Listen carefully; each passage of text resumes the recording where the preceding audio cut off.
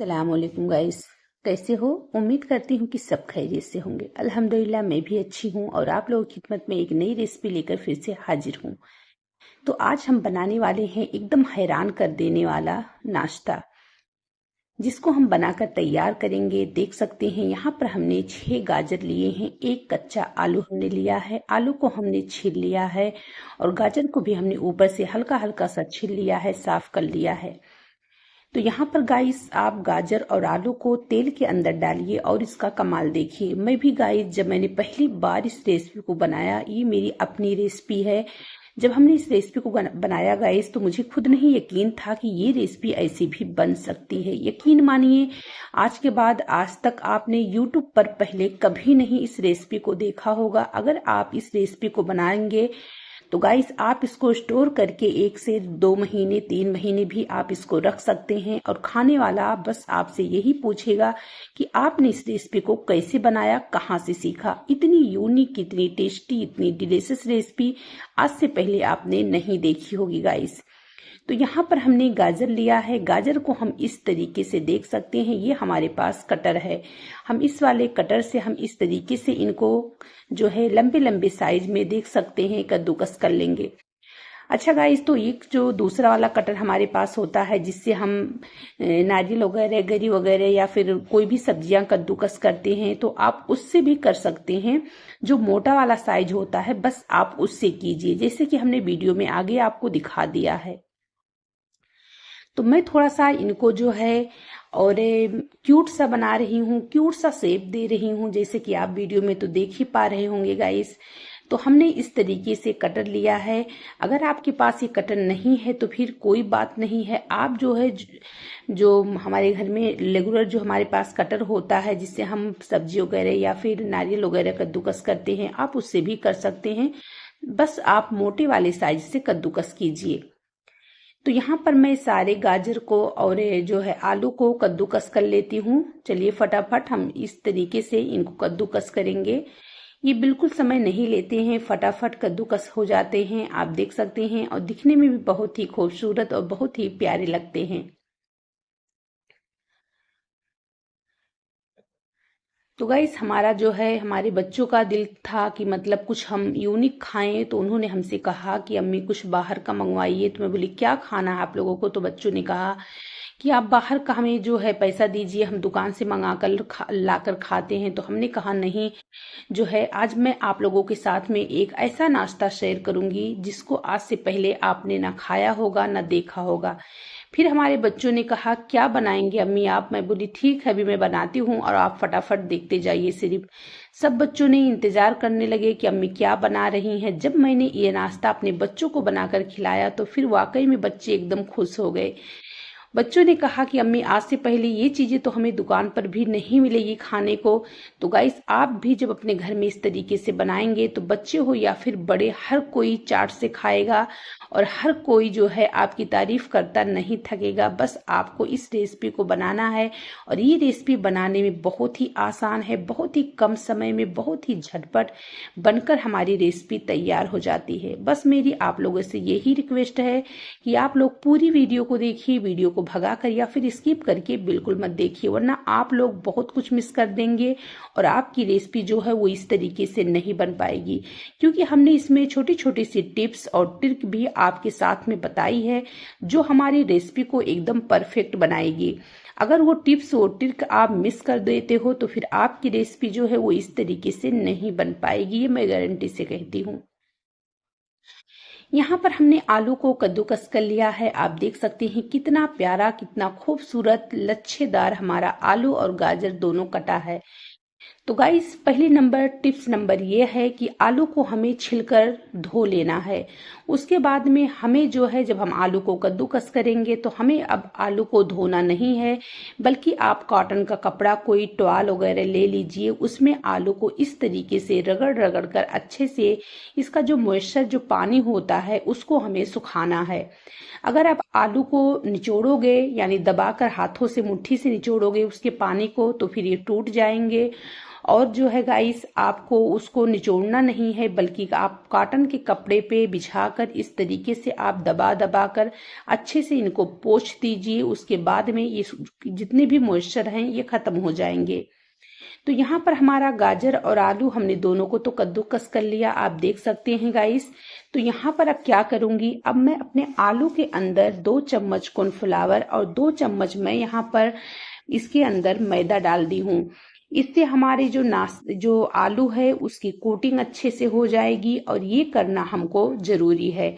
अगर आपके पास में कॉर्नफ्लावर नहीं है यानी आला रोड नहीं है तो फिर आप उसको स्किप कर दीजिए, लेकिन आपको मैदा तो लगाना ही लगाना है, क्योंकि मैदे के बगैर ये रेसिपी नहीं बन सकती है। ये टिप्स नंबर हमारी दूसरी है।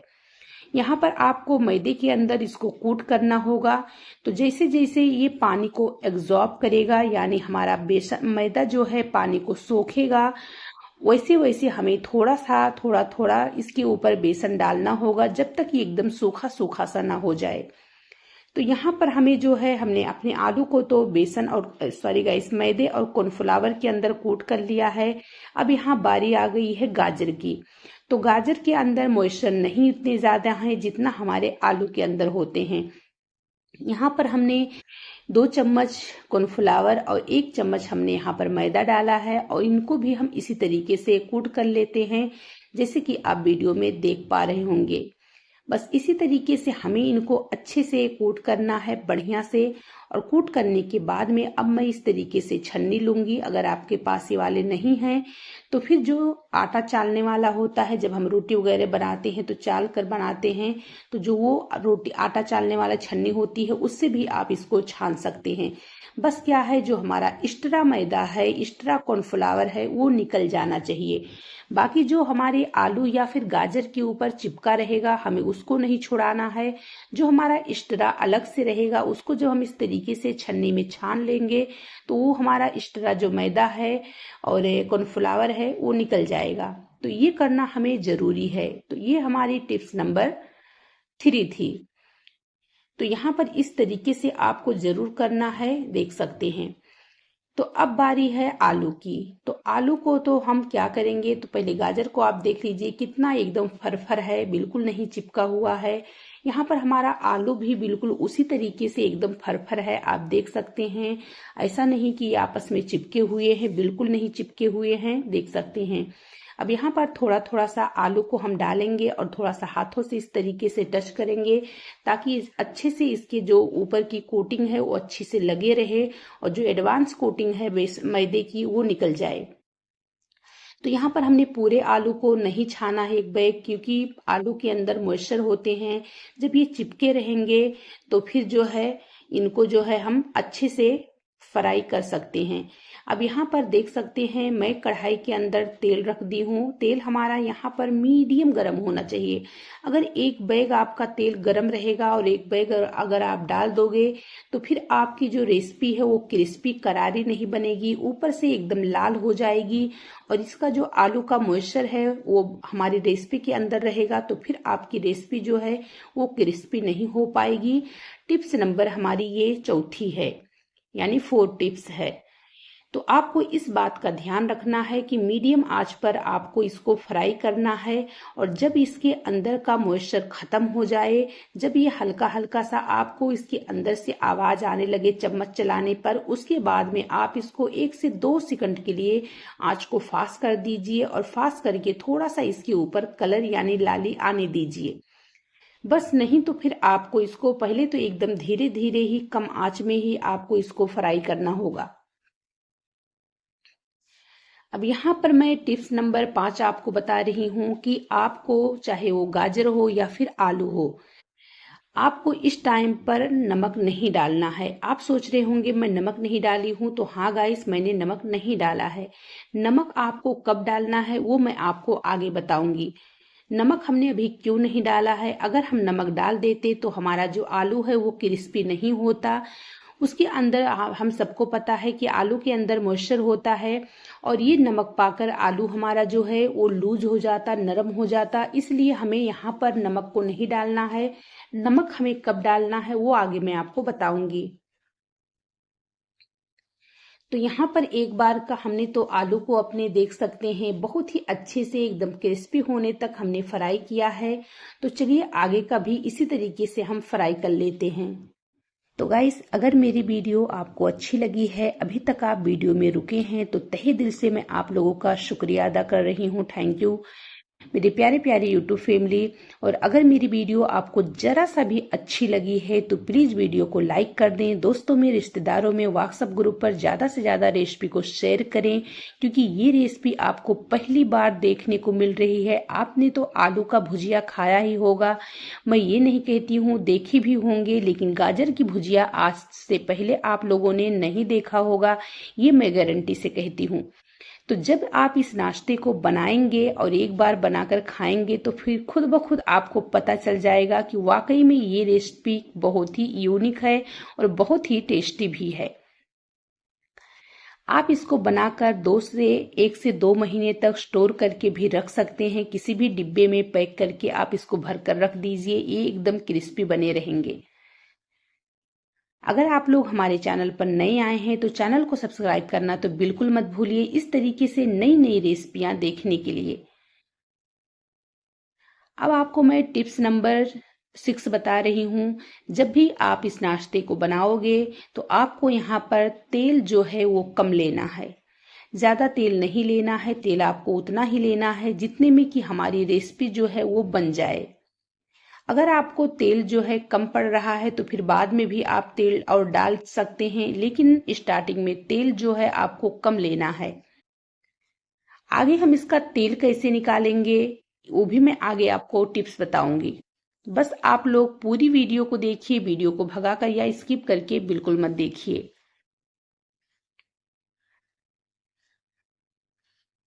तो गाइस, मैं आप लोगों को एक कमेंट का जवाब दे रही हूँ कि बहुत सारे लोग ऐसा बोल रहे हैं वीडियो बड़ी है, छोटी बनाइए।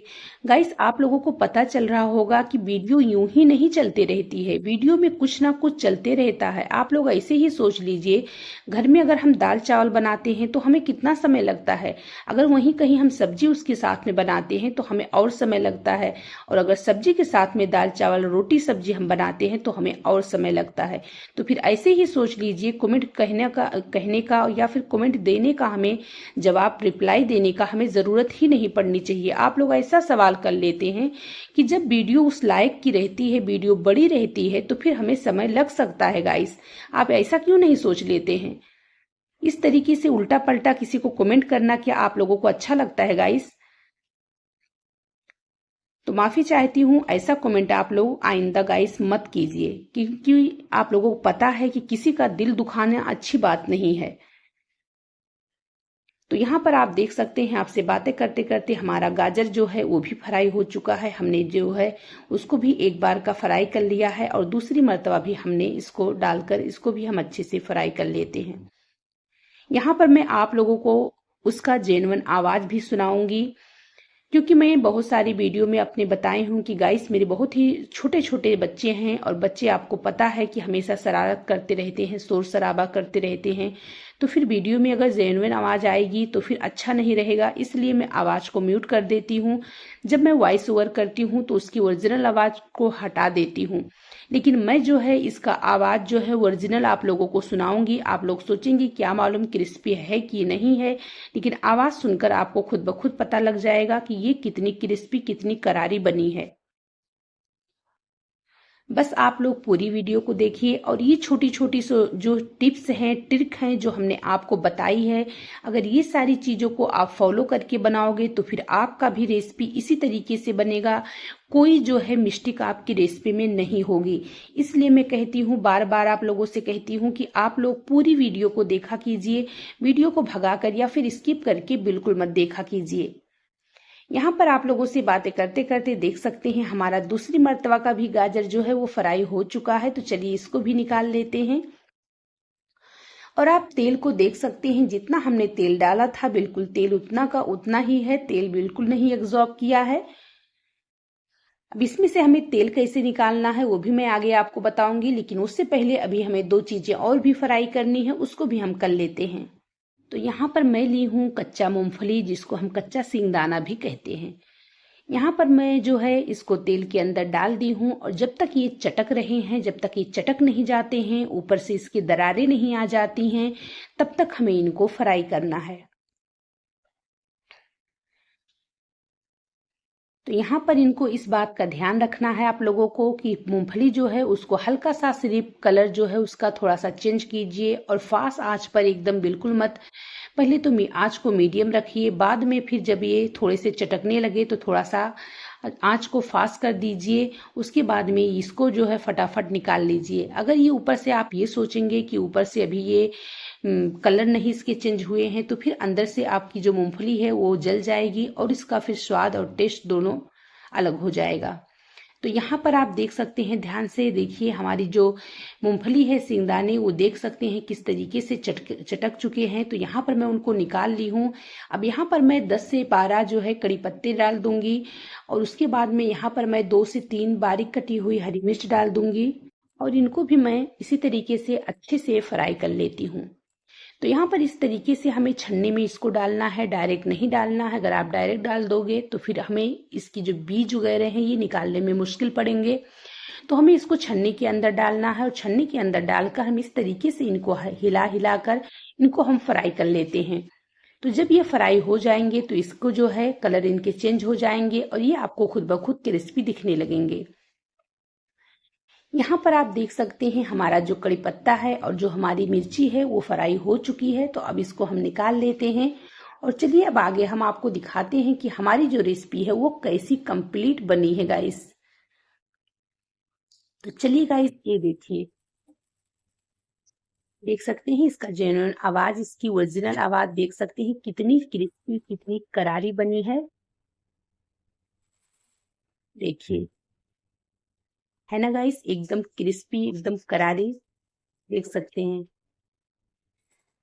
तो वाकई में गाइस एकदम न्यू रेसिपी, एकदम डिफरेंट और एकदम अनोखी रेसिपी है। एक बार अगर इस रेसिपी को आप बनाओगे तो जब आपका दिल कहेगा ना कुछ बाहर का खाने का, कुछ चटपटा खाने का, तो बस आप इस नाश्ते को बनाओगे।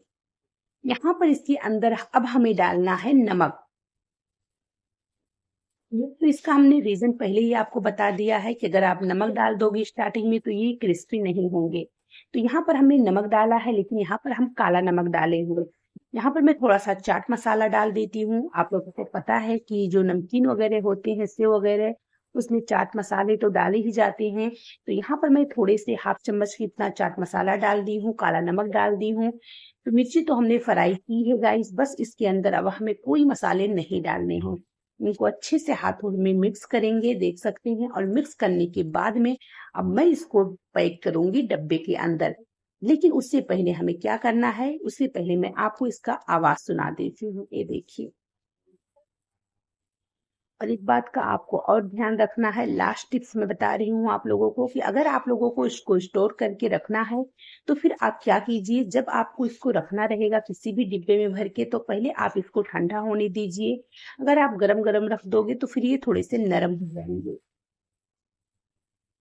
इसका आवाज सुन सकते हैं गाइस, देखिए कितना क्रिस्पी बना है।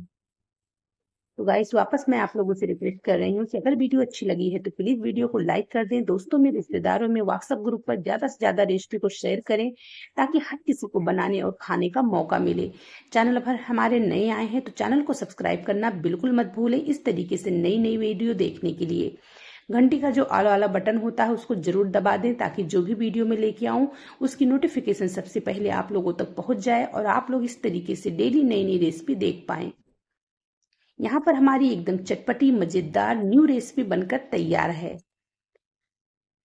मैं तो चली गाइस अपने बच्चों के साथ में इसको गार्निश करने, चाय के साथ में एंजॉय करने। तो आप भी इसी तरीके से बनाइए, खाइए और अपने बच्चों के साथ, अपने बड़ों के साथ जो है इसको एंजॉय कीजिए। बहुत ही यूनिक रेसिपी है, सबको बहुत ही पसंद आने वाले हैं और बहुत ही कम समय में, बहुत ही कम सामान में झटपट ये रेसिपी बनकर तैयार हो जाती है। चलिए फिर मिलेंगे नई वीडियो में। अस्सलाम वालेकुम।